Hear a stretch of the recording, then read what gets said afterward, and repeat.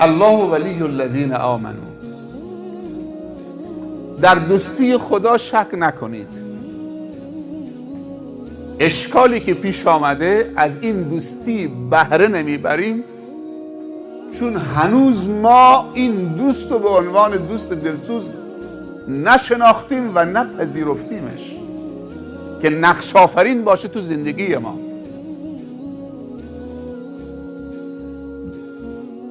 اون اندازه که خدا به ما بها داده بین سایر مخلوقات، حتی من و توی مسلمان به خدا بها ندادیم. جایگاه خداوند رو در زندگی خود و خانوادگی خود کمرنگ کردیم.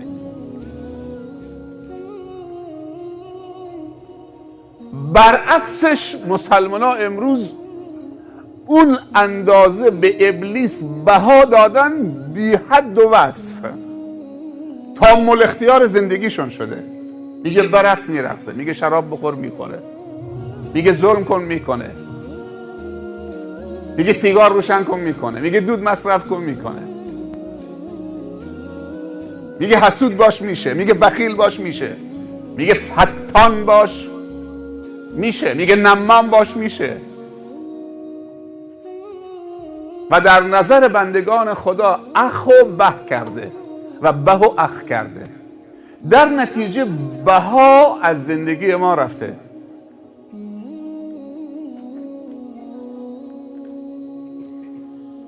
جایگزینش درد و رنج و سکته و خودکشی و پریشانی و بی‌امنی و یک سری شادی های کاذب. طرف فکر میکنه سرمایه دار دنیاست، خیلی موفقه. اگر تاجر باشی خیر نباشی تو سرمایه دار نیستید. شاید تو دنیا سرمایه دار باشید بهش بگن فلانی سرمایه داره، اما تو 60 سال سرمایه دارید. اما اگر تاجر باشی و خیرم باشید تو بی‌نهایت سرمایه دارید. هم تو دنیا سرمایه دارید و هم تو آخرت سرمایه دارید. چه بسا تجاری که در دنیا هم سرمایه دار نیستن، چون شراب و زنا و فحشا و ظلم و تکبر و مواد مخدر و دود و اینها تو سرمایه هاشون رخنه کرده. دوستان ناباب و در چشم به هم زدن سرمایه رو ازش میگیرن. کسی که میتونست هم سرمایه دار دنیا باشه هم سرمایه دار آخرت، هم دنیای خودش و هم نوعان خودش رو آباد بکنه، متحول بکنه، دگرگون بکنه و بندگان خدا رو در آخرت هم خوشبخت بکنه. شما فکر میکنید فقط پیامبران میتونستن دنیای بندگان خدا رو آباد بکنن و آخرتشون رو آباد بکنن؟ اینطوری نیست. خداوند این توان رو به تک تک ما داده. این مکتب خانه‌ای که میبینید یکی از بندگان خدا درست کرده که میخواد دنیای بندگان خدا آباد باشه، آخرت بندگان خدا هم آباد باشه با پولش.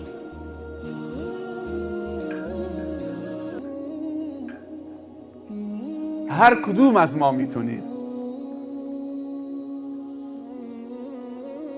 همه نعمتهای خداوند، رشد، توان، توسعه، سلامت و سعادت آفرینه. این دید نسبت به نعمتهای خدا داشته باشیم. حالا اگر در زندگی ما غیر از این رخ میده با وجود تراکم نعمتها و این همه نعمت، حتما در تعامل ما با نعمتهای خدا اشکال فنی وجود داره.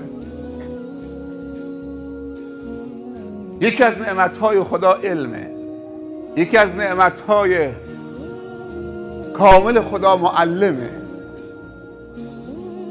قرآنه، اسلام، دینه. الیوم اکملت لکم دینکم و اتممت علیکم نعمتی.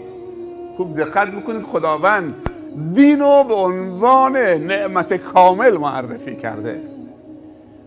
پس وقتی که میخوای به طرف دین برید، این یقین داشته باش که به طرف نعمتی که از جانب خدا کامل شده، هیچ نقصی درش نیست، داری میری و در تماس تو با این نعمت کامل و تعامل تو با این نعمت کامل و احترامی که برای این نعمت کامل قائل میشید، تو هم به کمال میرسید.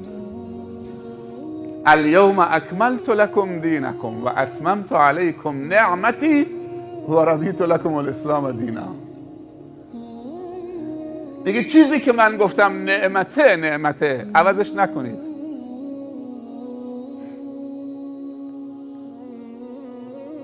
وقتی میدان این اللهه، مارک خاکی و زمینی بهش نزنید.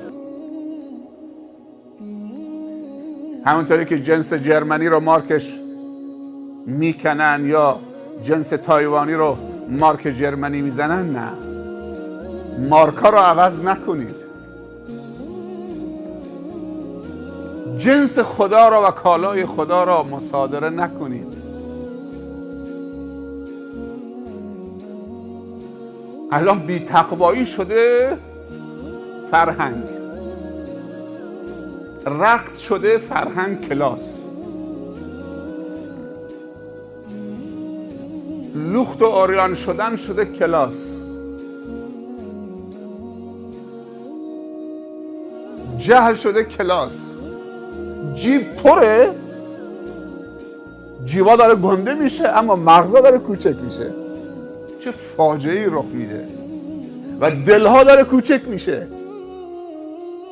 اگر جیب داره بزرگ میشه، همراهش دلم بزرگ بشه، فکرم بزرگ بشه، جواب میده. خدا نکنه که جیب بزرگ بشه، دل کوچک بشه، فکر و مغز محدود بشه. چه فاجعه‌ای رخ میده. پس اگر دیدیم نعمت‌هایی که خاصیتشون توسعه دادن به بشریته و عمران آبادی زمین و زمانه، با وجود این همه نعمت‌ها رشد و توسعه و پیشرفت و ترقی در زندگی ما نمی آید، حتما یک اشکال فنی در رفتار ما و تعامل ما و نیت ما و استفاده ما از نعمت‌ها وجود داره. تجدید نظر بکنیم چه اشکالی وجود داره که این همه نعمت‌های خدا سبب رشد جامعه ما نمی شود.